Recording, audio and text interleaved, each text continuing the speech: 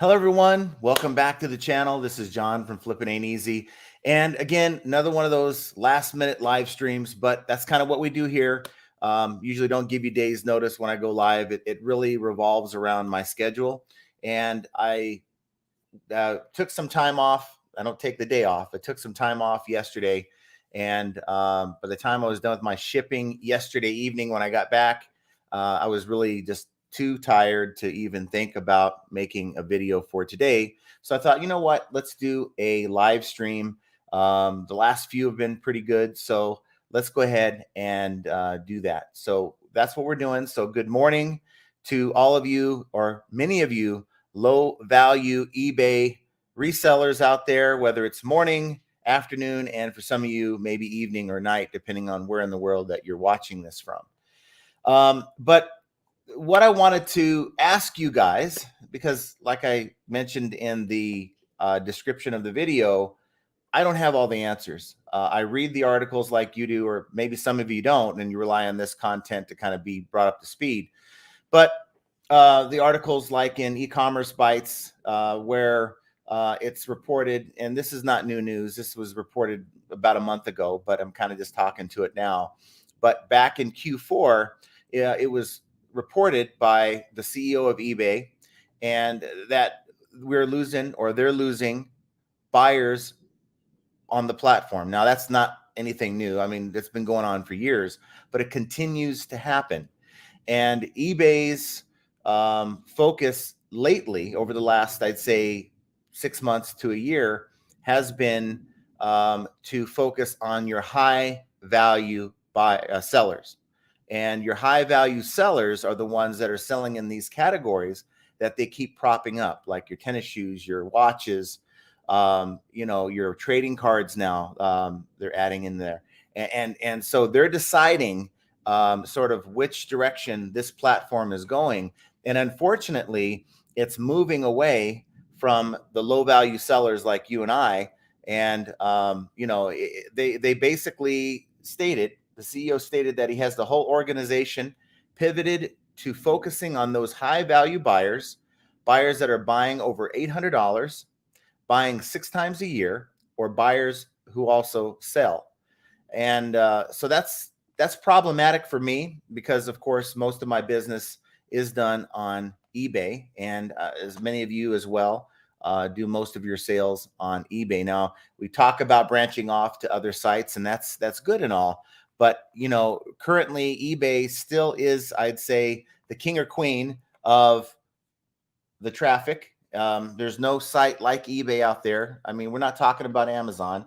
Amazon has more traffic than eBay, but you can't get all of your listings or your items onto Amazon due to gating issues. I might have brand name items that I can't put on that site unless I get approval, and they're not approving anyone in a lot of categories or a lot of brands. So it's back to eBay.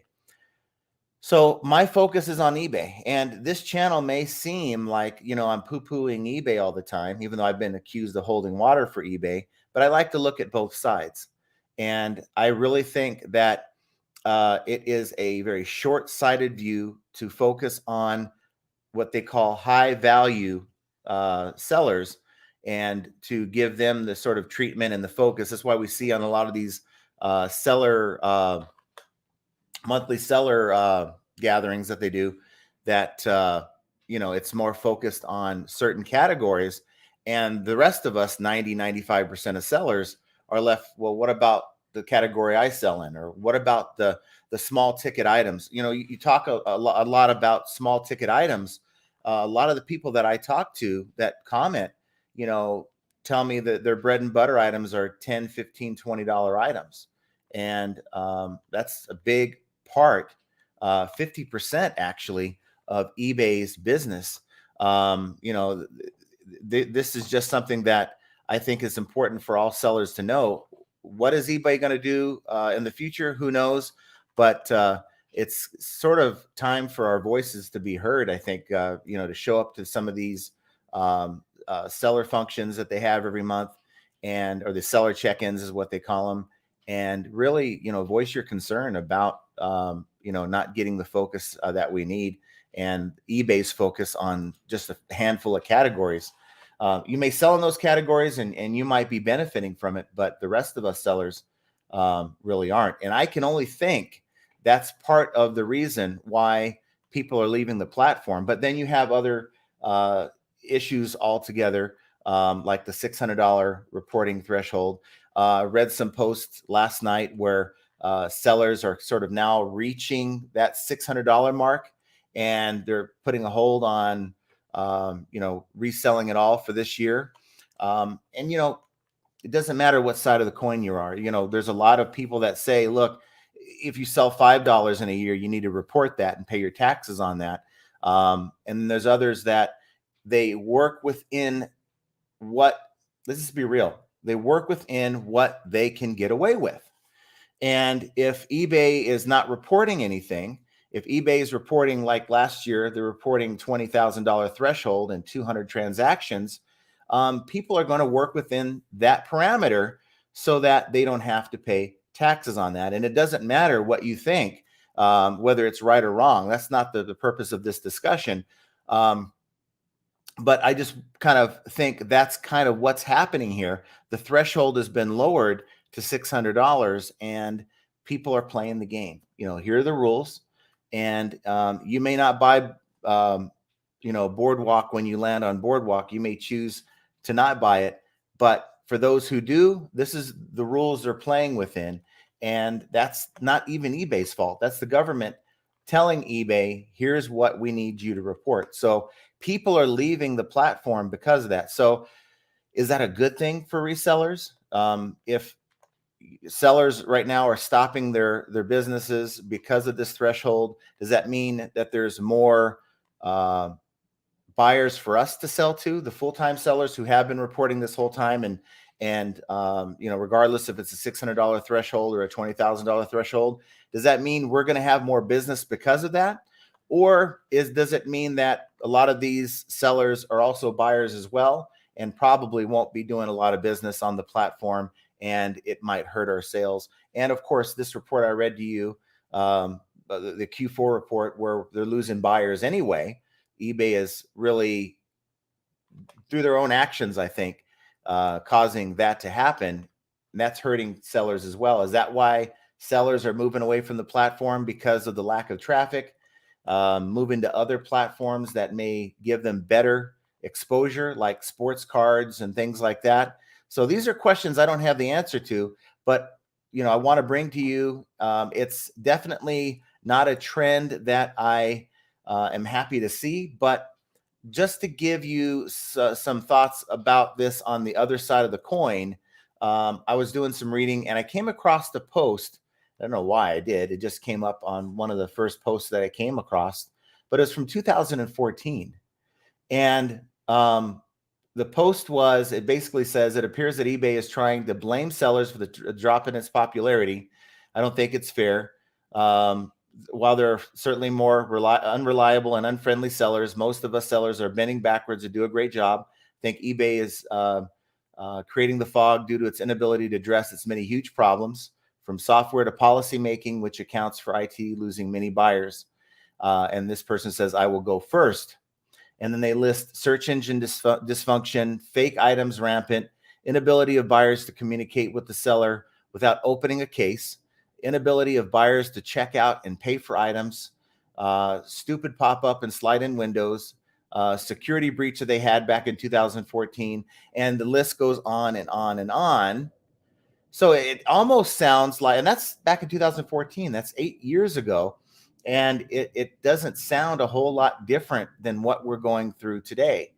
So I do know that eBay did get a boost in sellers and buyers with the pandemic, and things going back to normal. Generally, in most states, people aren't wearing masks anymore. People are feeling more, feeling a little bit better about getting out and doing a lot of their errands and things that they weren't really willing to do, say, over the last year and a half to 2 years. And is the demand for eBay sort of going flat because of that? And that's maybe another reason. But I just wanted to show you the other side of the coin, because back in 2014, there were still a lot of people that were leaving and upset for various reasons. And it sounds a lot like some of the reasons that we're kind of complaining about. Real quick, before I get on to the next thing I want to transition to, I want to say hello. We got ACDC for Life is in the chat. BXX32, Ed the Reselling Writer, Rescue and Resell, Joel Ark. We have Jim Owen, Mark Roseman, Vintage Philly, PA. So thank you. We have about 34 right now watching. It's Monday, and for many, it's a tough transition to go from weekend to Monday, especially if you just don't work at all on the weekend, if you just take both Saturday and Sunday off, and then you get your sales. You don't turn your sales off for the weekend. So like most of us, you probably have a lot more to ship out Monday morning than you would have any other time of the week. And that holds true for me, which is why I try to work on Sunday nights to get my shipping done. And, a lot of this negative talk about eBay, it's demoralizing. And we talk about motivational Monday, but for me, it's looking at the other side of the coin. What demotivates you? Well, forget about what motivates you. What demotivates you? Is there anything that you encounter throughout your week or day dealing with eBay that really puts a damper on your eagerness to want to get in there and create listings and do all the things that we're supposed to do, that eBay wants us to do to run a successful eBay business? And so, for me, the struggle has always been, and I've made videos about this. It's always been, things are going well, and here comes not one, but two, but three, but four, and they always seem to come in bunches. And I dread even talking about it right now, because the moment I say something, I'm going to get 2 or 3 more requests, and that is returns. Now, for me, it's like you do the best that you can. You put the information in the listing, you try to be as honest as you can in the listing. And then there's things outside of your control that could happen with shipping. And then there's people who have bad intentions who are buying your items. And then you get that return request, and it kind of deflates you. It's kind of the way it feels for me. And there's been times over the full-time career I've had with eBay over the last, now 3 years, that it's like, what am I doing this for? And that may sound short-sighted, but that's just my initial feeling. Now, of course, I work through those feelings. Also shipping, you should want to ship a lot of items, just like you should want to have a lot of returns. If you have a lot of returns and you're shipping a lot of items, that means you're making money. Okay. Even with the returns, if you operate within a relatively low ratio of returns to sales, that means you're doing well and you're making money. That should be a good thing. But for me, as far as shipping, I'm grateful to have these sales. Don't get me wrong.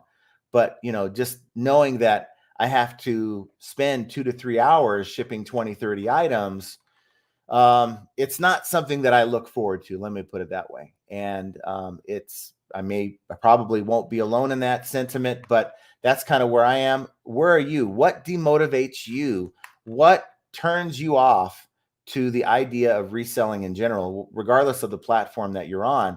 I'd like to know that. If you're watching this video live, put your comments in the chat, or also your questions if you have any eBay related questions. If you are watching this after the fact, of course, comment down below. I want to know where you stand on that.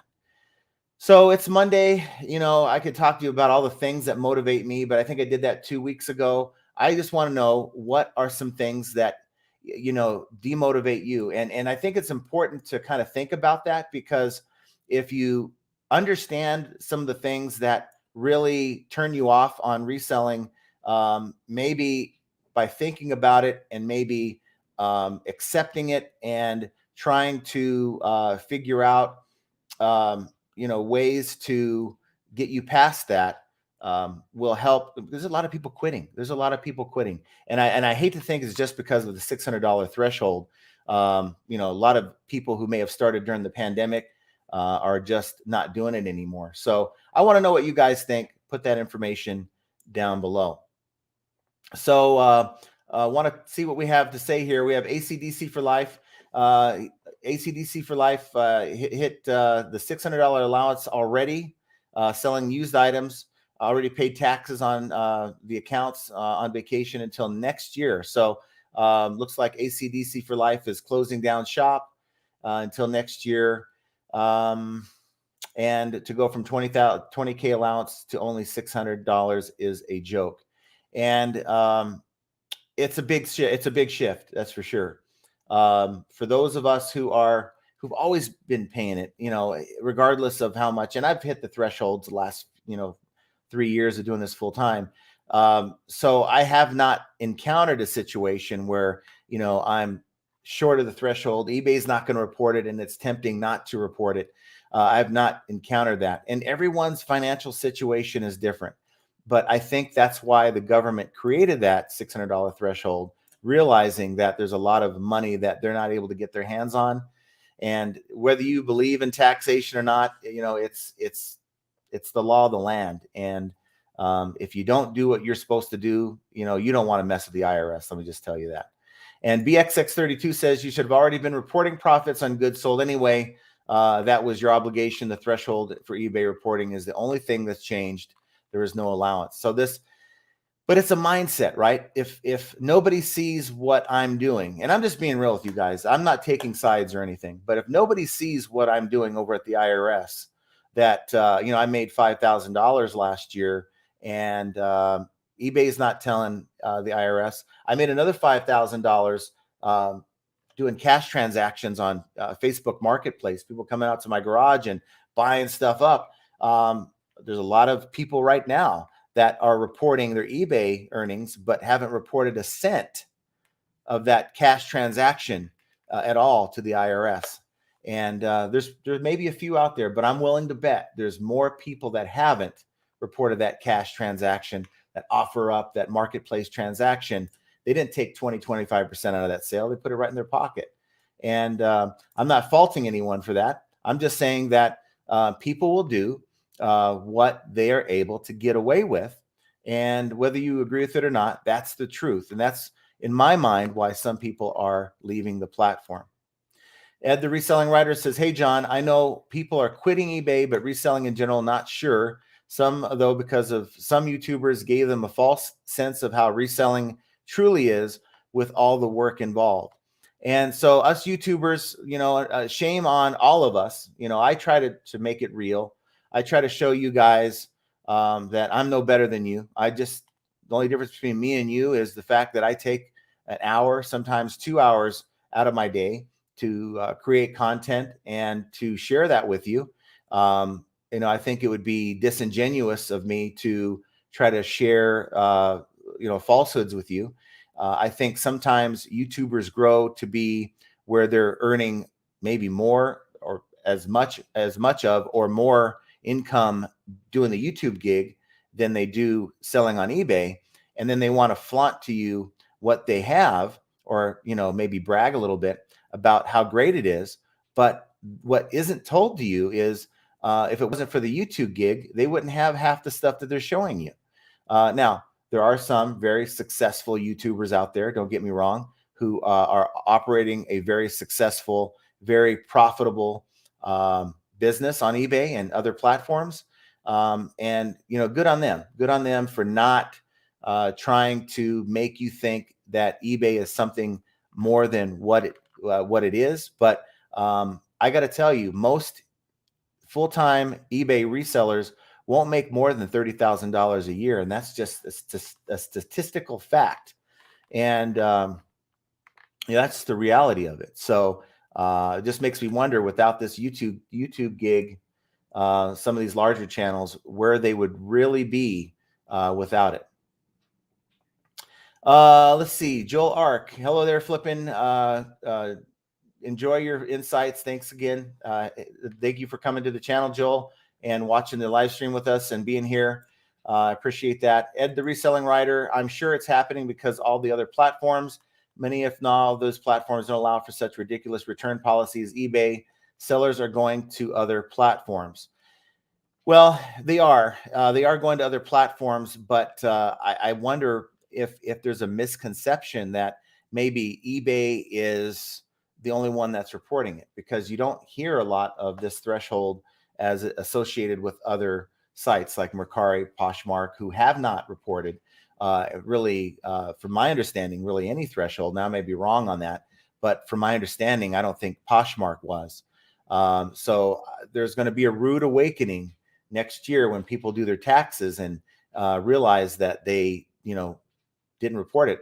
I think for every one or two people who watch these videos and get educated and learn that there's a $600 threshold now and not a 20,000, there's another handful of people out there that resell and probably have no idea that there's a $600 threshold that these sites have to abide by now.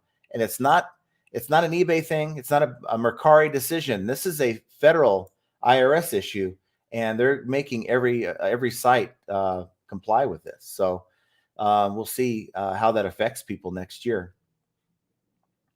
Ed also says he has a lot to say today. In the reseller check-in, I always see the questions about smaller sellers that go unanswered or given a generic answer. When it's about a high-end question, all of a sudden you get their attention. Yeah, true. And I don't know if you guys watch the Crazy New York Driver show or his channel. I'm the one that put a question in to one of the executives, and the question was, what is the immediate impact of negative feedback to a seller on eBay within the first 24 to 48 hours of receiving that negative feedback? How does it affect your rankings in the algorithm? And forgot her name, but the question was really designed for the other guy who was the one over or part of the negative or the feedback experience team or whatever it was. And she started to answer the question. Now, they're in two different locations. And she said, that's a great question. And she starts to answer it. And she looks down, and I'm thinking he sent her a text, don't touch that with the 10-foot pole. And she said, well, she got all flustered and said, I'm going to pass it on to the proper team and we'll get back to you. Now, there's no getting back to anyone on that question. Of course, they want to keep that a secret, but I thought it was very telling that someone didn't want her to let the cat out of the bag. So that's just eBay for you. And what can you say? There's no, in my opinion, transparency, or there's a lack of transparency, to be honest. As far as competition, people leaving, Ed says, to be honest, for me, it's a good thing because it's less competition. I hope I get more business. Now you think so, but the report that we have is that for every quarter in last year, Q1, Q2, Q3, and even Q4, we had buyers also leaving. And at what point does it become, you can have all the sellers in the world on this platform, but if your buying base or your customer base falls to such a low level, especially with, let's just face it, we're dealing with a bad economy right now. You look at the news, people talking about, food shortages coming. What does that look like? What does that look like for an average person who's been able to run to the supermarket and been able to buy whatever they need to make whatever they're wanting to make?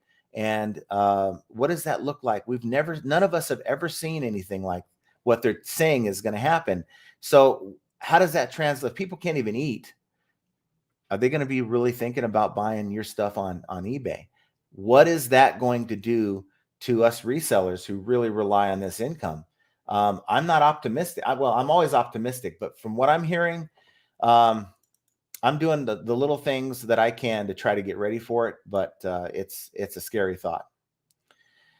Jim Owen says, what is your stance on major thrift stores raising their prices exponentially like Goodwill? Curious. Well, my stance is that they're getting the stuff for free. And I've actually mixed emotions and mixed feelings on this. They're getting their stuff for free. So people are donating much of what they're reselling. And I think that they have a good business model right now, or before making these changes. And I just think it's driven by greed. And of course, if you're running a business, you want to make as much money as you can off of your items. So there's two sides of that coin. Am I hating on them for it? No. Do I like it when I'm trying to source and finding something that I used to be able to find, or for $5 years ago that now is 15?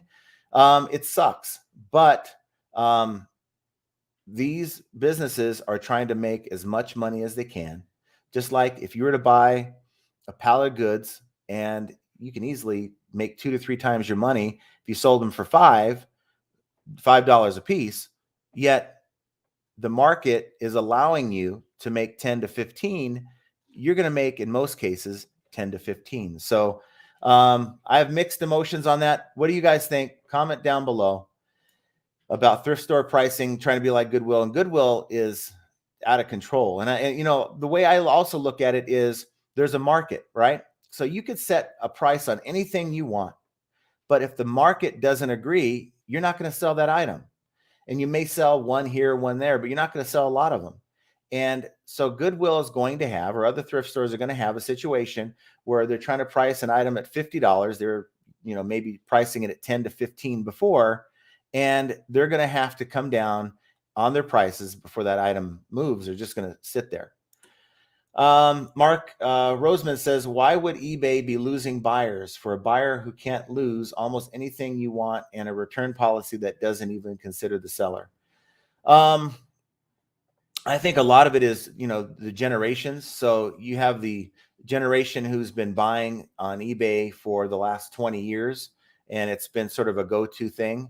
And so now these newer generations come into the market. And of course, the lack of advertising from eBay over the last 5 to 10 years. Yeah, eBay Motors here and a commercial there, but not as much as it used to be. And turning on newer buyers, and not just to tennis shoes, not just to watches, not just to baseball cards, but to everything. Getting back to those campaigns saying, you need a place to find that item you can't find anywhere else. Well, look at eBay first, that kind of thing. The advertising needs to change. And, I think that's just going to get worse as the seasoned buyers get older, and we get new buyers who have no idea. They know about all these Depop and Poshmark and all these other sites, whatnot. These are things that are being turned on to what they like. They like the interaction and the social media aspect of it. eBay is eBay, right? And I like the fact that they're adding the feature where you can sort of, instead of it's a email type message back and forth with your buyer, it's more of a Instagram message, back and forth. And that also that format appeals, because there's not a lot of young people that I know that really like to communicate with email or messages. They want that instant communication method, and eBay is finally catching up in that realm. Hopefully they continue doing things that will turn on newer buyers, and maybe that'll reverse the trend. But until then, eBay's got to get with the program. Let's see. Ed says, I think eBay is losing buyers because the shipping on eBay can be way higher compared to the platforms. Also, there are way too many fake China stuff and repetitive listings of those fakes. Yeah, one thing I've always had an issue with, and it's not eBay's fault. eBay is the sort of the middleman. They just allow it to happen. But you have these sellers overseas, like in China, and they get extremely cheap shipping, where they can ship something, for 10, 15, 20 cents. That same item for us is going to cost, first class mail, whether it's $3 to $6. And it's hard to compete against that. It's not even a level playing field. And of course, when you get it, you get something that's not as described, and it's sort of a disappointment. It's a disappointing experience from the buying standpoint, which may be why they come across those listings. They think they got a good deal. They didn't get what they were looking for. They try to communicate with that buyer or that seller, and the seller doesn't get back to them, totally ghosts them, and they have no recourse. They're not going to want to come back to eBay, and they leave the platform. So that may be another reason. Now, LSGS Rob says he has one of his busiest weekends to date since switching to clothing only, with just over 12,000 in sales and 83 going out. Wow, that's awesome.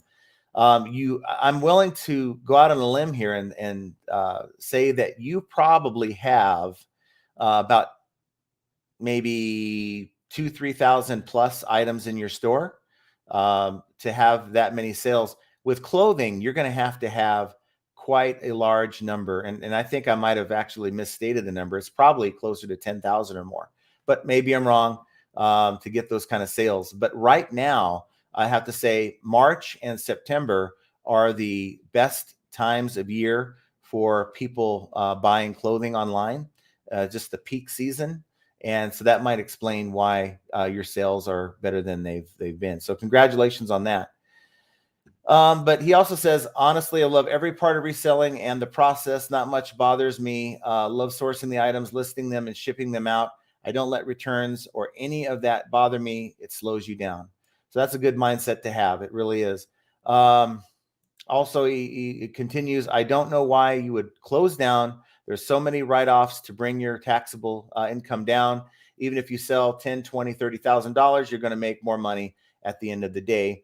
Get a good CPA. So if someone says to you, look, I made what did I make? I made $130,000 last year in sales on eBay. Now that's the amount that eBay reports to the IRS.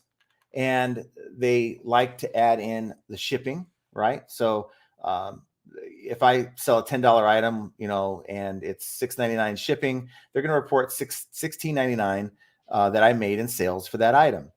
And so even though I am of that 130,000, what I think I had like $35,000 in shipping last year. That comes right off of that amount, right? These are deductions that will bring your actual earnings down. Your shipping is just one. You have your eBay fees, and eBay fees the heck out of you. You guys might not even see it. And it's the genius behind managed payments, because instead of sticker shocking you at the end of the month with a huge invoice for all the sales you made for that month, eBay will sneakily, and I don't want to say sneakily because everyone knows they're getting feed, but people aren't closely looking at what they're paying eBay, and they're not seeing it. They don't have that bill anymore, right? But if you go back and look at your reports, you'll be surprised at the end of the year how much you paid eBay, like $30,000. So, what are you really making? If you make $130,000 in sales, and if your margins say 50%, you might see 65,000. And that's not to mention all your supplies you're paying for and things like that. So there's a lot of write-offs you can take. Each and everything that you spend to facilitate that sale is a write-off. But of course, I'm not a CPA. I don't pretend to be one. Of course, this is the time of year. We have less than a month before our tax returns are due. If you haven't filed already, definitely see a CPA. If you don't know what you're doing, don't rely on YouTubers like me, because we're going to foul you up more often than not. And someone says, you'll believe it when you get audited. Yeah, and that's the last thing you want, right? Let's say you're selling on multiple sites and you are skating, right? You're skating under the threshold all these years, and there's other sites you're skating under the threshold. Not only are your eBay sales going to be brought to light, everything else is going to be put under a microscope as well. And that's the last thing that you want. But LSGS Rob says, and this is true, the odds of you getting audited is very, very slim. You can get audited, but do the best job you can to get your taxes with a good CPA. If you owe, then you owe. Big deal. And of course, if you're doing any kind of reselling or any kind of contractor work where you're your own boss, that kind of thing, you should be taking your taxes out, and you got to figure out what your tax rate is between your federal and your state. And as you go, it's a good idea. Like for instance, eBay will send me a deposit for, let's say, $300 on a given day, right? I'll take a certain percentage out of that, and all I'll do is simply move it over to a savings account, and that money accumulates. And at the end of the year, or well, every quarter, that is, you pay the IRS that money, and then at the end of the year, you put it all out on the table, all your deductions and what you paid into the federal and state taxes, and either you get a refund or you have to pay a little bit more, and that's just kind of the way it works. And I've been doing my taxes forever, since I became an adult, and I can tell you, I'm so used to doing it. It's really not difficult to me. It's more just trying to get all your information together in a timely manner. Getting all that data, and I have programs like GoDaddy Bookkeeping that help me classify that information. I attach my accounts to it, and as the year goes, it's constantly taking that data and saying, is this an expense or is this a payment? That kind of thing. And at the end of the year, I go through it, I get rid of the trash, and I maybe add stuff that it's missing, and that is the way I collect the data. That's the hardest part to me for doing taxes. But it's, for a lot of you out there who are afraid, if I go over this threshold, I have to report it, and I just don't know what I'm doing, get a good CPA, and it takes a lot of the headache out of play. Jim Owen says that YouTubers can present a very unrealistic view of reselling and get sales from their followers. Huge advantage. And that's the only reason why I hesitated for at least a year on this channel to share my eBay account, is because I didn't want to. Yeah, maybe I get a few extra sales. I kind of doubted that. I'd get more looky-loos than anything else, and it would sort of hurt my sell-through rate. And it actually has. My sell-through rate has gone down since disclosing my eBay store. But I guess that's what it is. Part of being a YouTuber, you have to have some transparency. You have to maybe build some trust with the watchers, that you're not some guy that's coming in and just blowing smoke. Here's what I'm actually doing, and you can see it for yourself. And that's why when some of these YouTubers get on there and they say, I'm going to create the store from scratch because I'm going to show you how to do it, and I'm going to share the store name with you. Well, don't you think if you have 50 to 100,000 watchers, that they're not going to go on there and maybe look at your store and maybe buy your items? To me, social media is a great way to make money. You can establish a large following. You can tell them, here's my store name, or more than one store, and you can count on the fact that people are going to shop with you because they trust you. They see you every day or every week on YouTube. Why would you burn me? I would rather sell or buy something from you than some random person I've never met. And you're gonna get sales. So I have everything under the sun in my store, and I'm not just a niche seller. So I don't really expect you guys to buy anything from me. It's more of looking at my store and maybe getting ideas. That's kind of why I shared that information with you guys. What would be a fair return policy? Well, Jerry, I would say the fair return policy is look at what you're selling. What I do is maybe different than what many of you guys do, but what I do is, if the item is, let's say, 8 ounces or less, I charge $4.99 shipping. If it is 8 to 16 ounces or up to a pound, it's $6.99. I then charge for anything up to 2 pounds, I charge $9.99. And anything over 2 pounds, I've gone to calculated shipping, and that kind of works well for me. And you know what? That's shipping. You asked for return policy, so my bad on that. Would help to read once in a while. So that's how I do shipping. Return policy, well, I would say if you have an item that's under a pound, I do free returns. And that's what I've been doing. Free returns on anything under a pound. And actually, I take that back. Anything under 2 pounds. because I'm okay with paying that $10 return label. If the return is for anything larger than 2 pounds, it is going to be a return policy that requires the buyer to pay for the return label. Because, you know, if it's a large item like some of the items that I sell, I'm not interested in you know, paying for a $20, $30, $40 return label. Now, people are going to get around that. People are, like I mentioned in a video a while back, people are going to get around that and say whatever they want and select the reason that they want to get the you know, the free return. But if they lie about it, they say it doesn't work and it works, I'm deducting something off of that refund. But that's kind of how I roll. Of course, I'm sure many of you guys do it differently because you sell many different things than I do. But put that information down below. Give Jerry some ideas. That would be very helpful. Let's see if I can read a little bit better on this live stream here. And let's see, we have BXX32. Very soon, UPS and FedEx rates are going way up. They, of course, have to cover the gas price increase, of course. This is really going to hurt. So many have to offer free shipping to be competitive. Or you could do a hybrid shipping model. So let's say, you know, the entire time you've been doing free shipping, but really, of course, we know shipping isn't free. It's now going to be $10 for you to ship that item instead of $8. Maybe you can charge, you know, $4.99 or $6.99, where you're eating some of the shipping costs, but not all. And I did a video on that as well. Something I tried for a little while and it worked okay.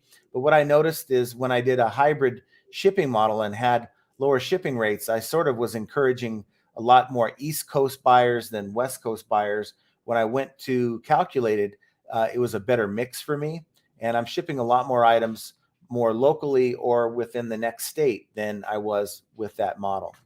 So just there's different ways to skin a cat on eBay. And, you know, this is just one of them, you know, one idea to consider. Rich Colby, if you walk through a store and take an expensive item and don't get caught, that doesn't make it right. Speaks to character. Do the right thing and you have nothing to worry about. And I agree with that. I agree with that. I'm just telling you, Rich, if we're being real, if we're having an honest, real discussion, right? We all know that there's many people out there who do not report their in-person cash marketplace, you know, offer up sales. They sell something for $100, it goes right in their pocket, right? We know for a fact that there's many people like that. In fact, probably most people do that. And the only thing that makes eBay any different is there's a you want to call it a paper trail, but there's a digital trail out there that you know, it's out there for everyone to see. The item I sell my neighbor for $100, you know, my neighbor knows I resell stuff. He's always asking me for deals on stuff. If I sell him something for $40, and that's, who's going to know? Who's going to know? If we're being real about it, you know, I know what we're supposed to do, and I'm just having a real conversation with you guys. That's all. It doesn't matter what your stance is on that. This actually happens every day, and no one's the wiser for it. So, you know, I guess it's on your conscience if you decide to report your income or not. But let's just be real. If most people could go to work every day and had the option of reporting their income and not paying taxes, I'm willing to bet, and I'm a betting guy, I'm a poker player, I'm willing to say that I have positive EV that most people will not report or will not send money for taxes if they had a choice on their 9 to 5. They just wouldn't do it. And I'm not going to blame anyone, whether you do or you don't. That's an individual decision that you have to live with. I'm just putting it out there. And if anyone says that, well, most people are honest and most people are going to, you know, calculate the taxes on the item they sold their neighbor or some guy down the street, I think you're wrong on that. Um, Rich, okay, it says I watched Joe DeMarco's show for a while now. Brutally honest, and yes, I do really enjoy watching Joe's show as well. Joe is a friend of the channel. I talk to him all the time, and I can tell you that's one thing I really like about his show. He's not there to blow smoke up your wahoo. He is there to, just tell you this is what I've encountered. This is what I think is right. This is what I don't think is right. And, if you don't like it, well, there's other channels out there. And I like that mentality. I really do. Jerry says, right now I'm only on eBay. I have not tried any other platform. And it's a good idea to master eBay before if you're not quite sure about, certain things on eBay, don't go jumping into other, platforms. It's going to mess you all up. Get good with eBay. We got Kevin in the house. Good evening. How you doing, Kevin? And let's see. Boozer says, I think eBay and other sites should have lobbied to prevent such big changes in reporting income. After the fact, eBay tried to encourage sellers to lobby their representatives. Too little, too late. And, for many of us, this stuff's just sprung on us. What are they springing on us on the sellers like what? October last year? Maybe I'm wrong. Maybe it was November. But, to spring something like, I'm sure eBay knew about these upcoming things months before they put something out. It is what it is. Like BXX said earlier, on eBay, because there's a digital trail. I mean, if anything, because there's a digital trail, you got to be reporting it. Joel Ark says, most of my local Goodwills are ruined. When I go there now, it's like scraping from the bottom of the barrel. And I've been to different ones in the Las Vegas area. Some you just don't want to touch anything, right? It's pretty disgusting. The stuff that's picked through, that's left for you. But there's a couple Goodwills in this area that are pretty decent.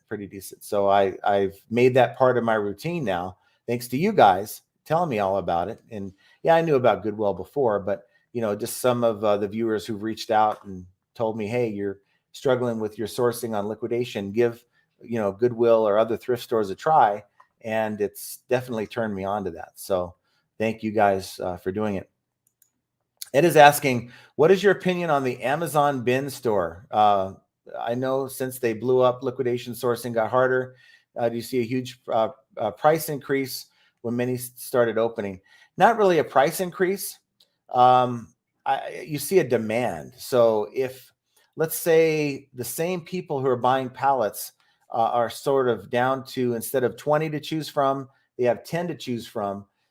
Now you have more demand for what's left. So those same resellers are going to be willing to pay maybe a little bit more, which causes the price increase, but it's more about demand. Sometimes there's just really nothing. I keep looking. I bought 3 pallets last week and I'm still working them. I still have another pallet to go through, but I don't like having it to where I'm almost out and then I go get more. I want to have at least a pallet behind so that I can constantly just churn the goods. So it's still difficult to find liquidation.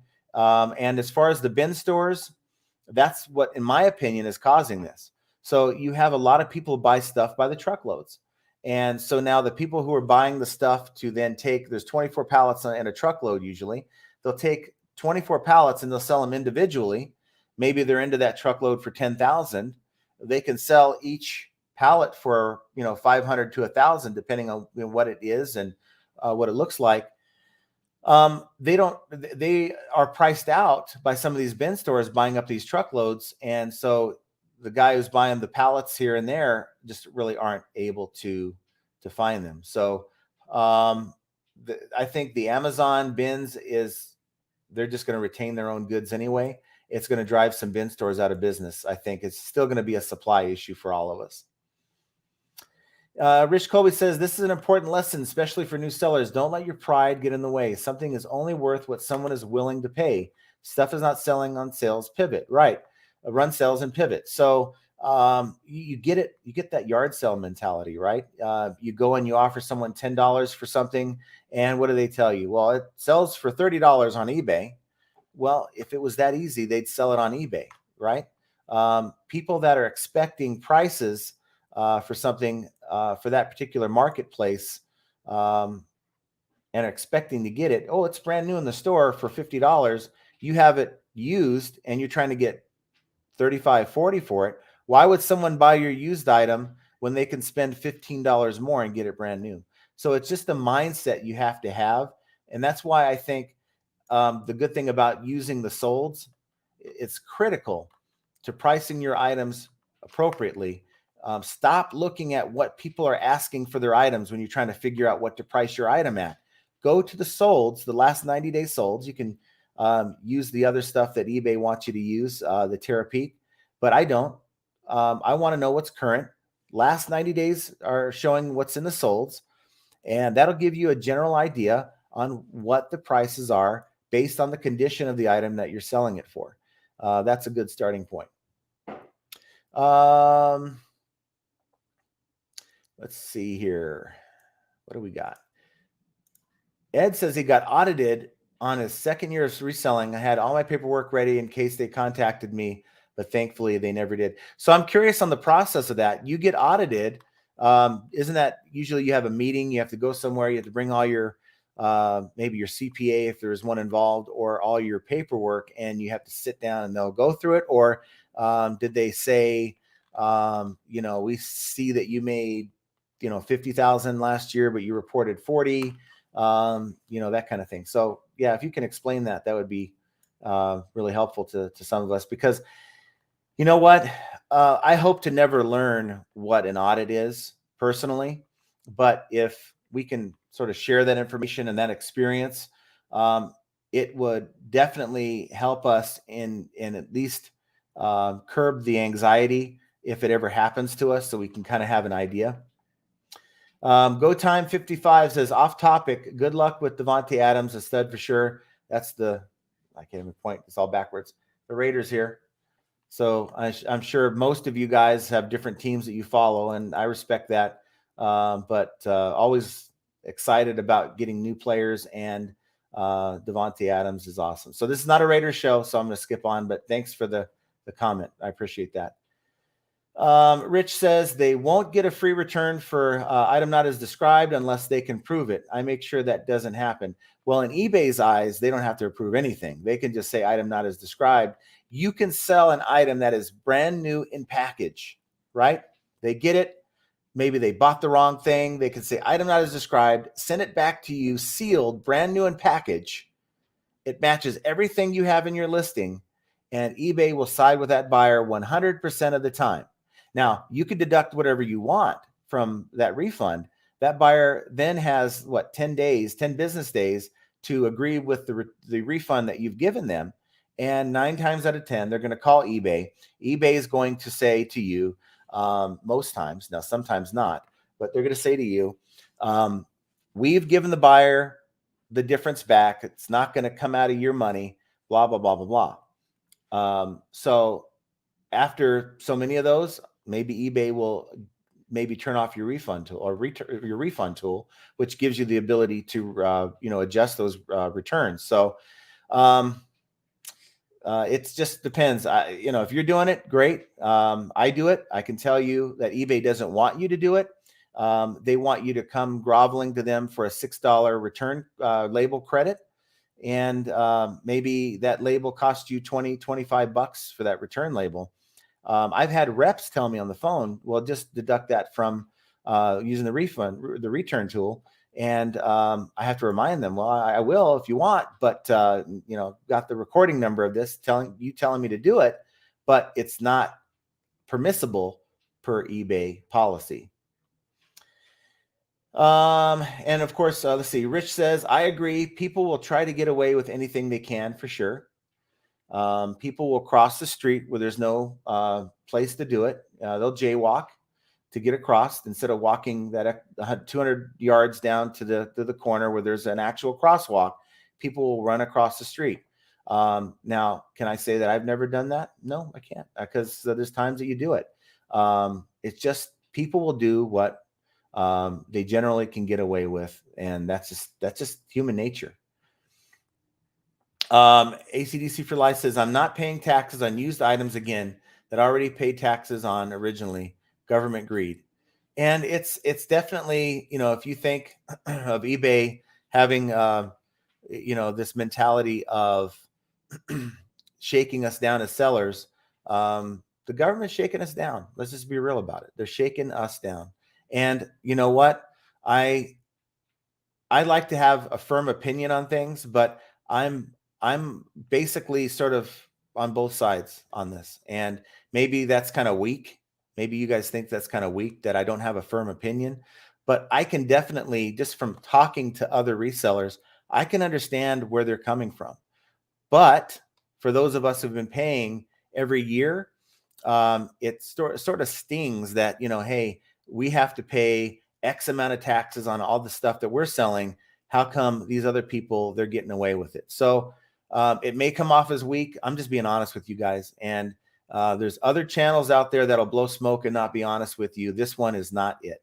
I promise you that. As far as the audit, Ed got a letter saying that he's getting audited. He had a tax prepper do the taxes. They contacted her for the whole process. She had all the originals of the documents. So that's a good thing about having someone doing the taxes for you. They will sign off on your return saying that they prepared the taxes on your behalf, and they would represent you if there's any kind of an audit. So that's pretty awesome. And we have Mindy says, I need a motivation Monday. Well, not been a very positive conversation in terms of motivation. I can tell you, rah, we got bills to pay, and, you got kids to take care of, or family to take care of, or mouths to feed. But I did that 2 weeks ago. I really haven't gotten a lot of comments in the chat as to what demotivates you. Maybe it's just me. Maybe certain things that happen kind of just put a sour on it. But if I'm being real with you, there's been times that certain things happen. You get a nasty customer that just won't go away. They won't stop messaging you. You can block them until the cows come home. But the bottom line is they can still message you. They can still harass you. You get that message popping up on your phone. Sometimes they're nasty. People aren't always nice. It's things like that that really kind of turn you off of the whole reselling gig. But if you understand the things that bother you about this business, you can maybe think of how you can overcome that, and it maybe won't bother you so much. I mean, I'll give you an example, and there's trolls all over the place. Thankfully, I have, as far as on YouTube, for instance, there's trolls all over the place. They'll put just ridiculous comments sometimes. They'll take a nasty, just approach to their comment or whatever, and you can tell it's pretty nasty. In no way would they talk to you in person like that, but because they're behind a keyboard, they can type whatever they want in the comments, or usually not the live chat sometimes, and there's no repercussions of it. Well, for me, I have the ability to block that person from doing that again. On eBay, not so much. That person can contact you whether they bought an item from you or not through the comments. And so find the things that bother you about this business, and think about how you can overcome the negative aspects of this business, and it's going to help you be more motivated. I promise you that. California flea markets, you can only sell twice a year now. What's next? I didn't know that. Is there a reason that they limit you from selling only twice a year? That just seems odd to me. Is there such a demand for space that they're trying to give everyone an opportunity to sell at the flea market? The idea of selling at a flea market, to me, actually, it's a very appealing. But in Vegas, you have some extreme weather. It's starting to get hot now. I mean, it's like was 92 degrees yesterday, and we're only in March. It's only going to get hotter, 110, 115 degrees in the summer, sitting outside at a flea market. You have some inside. I understand that. But, renting a booth and all this stuff, I don't know. I just never thought of it as being something that was profitable. Maybe like, with the yard sale thing, I'm wrong here, and there's a good chance that I am. Sometimes I tend to get very comfortable in what works, and I stop venturing out and seeking out other ways to move my merchandise and make income. So it's definitely something that's appealed to me, but definitely that would turn me off. I mean, that would hurt a lot of people if you're only limited to selling at a flea market twice a year. Let's see. There's a guy named Brandon he's rooting for. And Ed says, I don't think that's a thing. I go to flea markets every weekend and it's the same vendors. So in Ed's in Southern California, is that something they may have, it's maybe a new thing that they're coming out with? I don't know. Maybe they're spending more money to be able to have those booths, and the average seller is limited to 2. Hard to say. Mindy just said, lots of my buyers ask for unreasonable discounts on my items. What's your suggestion? So you have your listing set up for best offer.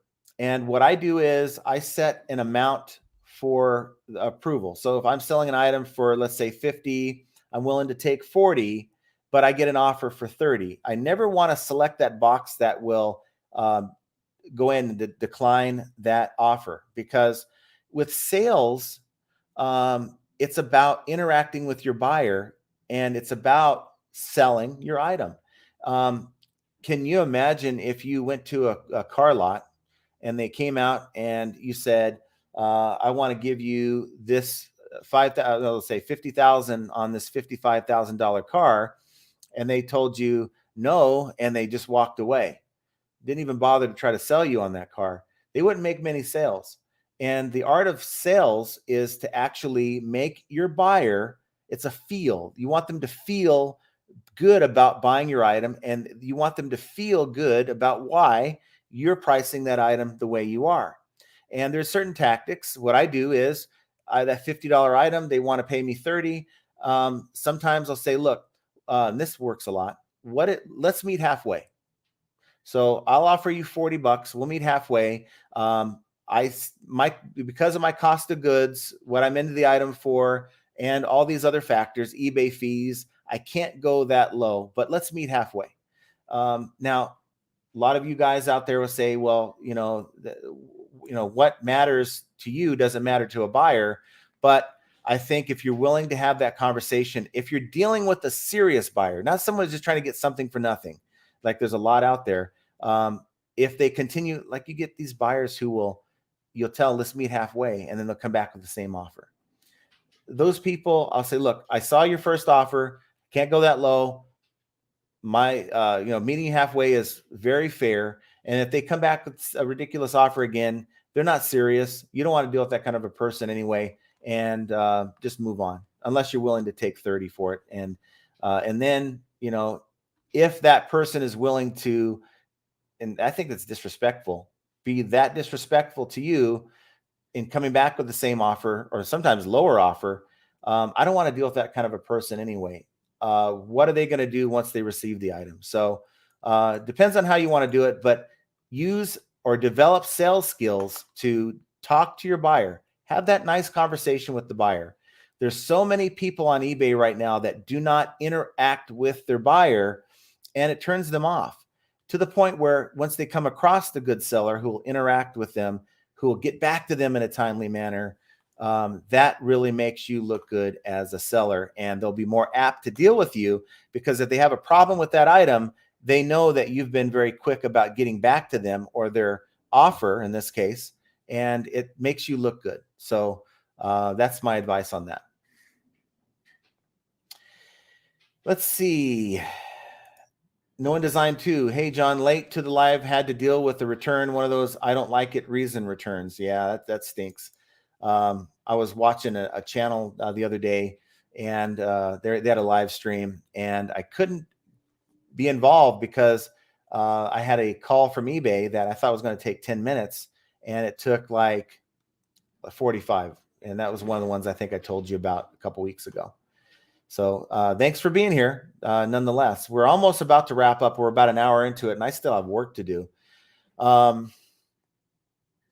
No One Design 2 says, thank God for charge shipping. Buyer needs to cough up $30 for return shipping. So the honest ones will pay it. The other ones will not. And you just got to figure out how to deal with that. Do me a favor, and Ed's going to request for you guys to hit that like button, please. It helps the channel. And also, while you're at it, when we're done here, run over to Ed's channel and check out his latest video. I'm sure he'll appreciate that. And I got a sale. So that's pretty awesome. I'm glad to get a sale during a live stream. That sort of is the icing on the cake for me. Mindy says, thanks for your suggestions. Communication is important in this business. It is. And yes, it's effort. You know, it's that buyer who won't stop asking questions. It's that buyer who thinks that you guys are friends now because you answered their question. But you know what? It's part of the business. And maybe it's one of those things that is one of the things that maybe turns you off in this business. But it's going to separate the good sellers from the not so good sellers. I promise you, you're going to get more sales because of good communication. Quick, good communication with your buyers is going to help you more often than not. And ACDC for Life says, no problem paying taxes on new items. And it's the idea of just being taxed again, like the end user is supposed to be taxed. So like many of us have the reseller certificate, like I do. Like for instance, one of these locations I buy pallets from, they wanted me to update my reseller certificate, and they were charging me tax, the sales tax for that item. And, you know, I provided them that form so I didn't have to pay the sales tax on it. Let's see. Mindy says that she thought it was her sale. Well, sorry about that. Yours is coming next. Serge says, I think I got scammed. A buyer asked me if I would put a signature requirement at delivery. I agreed and he purchased the item. Then I looked at the address and it was a P.O. box. Why would he need a signature requirement then? I think the tracking will not show the item was delivered. What do you think? Well, what will happen is this. P.O. boxes are just a location the item is shipped. So you're shipping it with USPS. USPS will then put a slip in their P.O. box stating that a signature is required. And that person will then have to take the slip, stand in line, and go up to the counter and sign for the package. That's the way it's supposed to work. And then they'll have the signature scan. Signature scan is a good thing if you're willing to pay the extra money. It just kind of protects you. And eBay, of course, encourages it on purchases that are sales that are a certain amount. I do so when I'm like over, I think it's like over $500. I'll do something like that. So don't worry about it being a P.O. box. They're not just going to throw it. Well, I can't say they're not. But if they do, they didn't follow their own policy, and the USPS is going to have to compensate you for that. So that's kind of the way it is. So guys, I just want to thank you guys for being a part of the show. We're a little over an hour. We had 45, 50 people like we normally do. Thank you so much for supporting this channel, being a part of the channel. I can't sit up here and talk to myself for an hour. The fact that you guys participate is what makes these live streams what they are. But, you know, motivation, it's Monday. Hopefully it's not a long week. Hopefully this week flies fast for you. Hopefully, you know, the things that demotivate you, you can figure out how to get around and not think about so much when they happen, and just know that there's better sides of eBay than what's bothering you. And hopefully that gives you guys some motivation, but just know that these are all just more examples of how flipping ain't easy. And I want you guys to have a great start to your week. And I will be talking to you guys, or at least who wants to watch my next video. Of course, subscribe while you're here, but I will be talking to you guys very soon.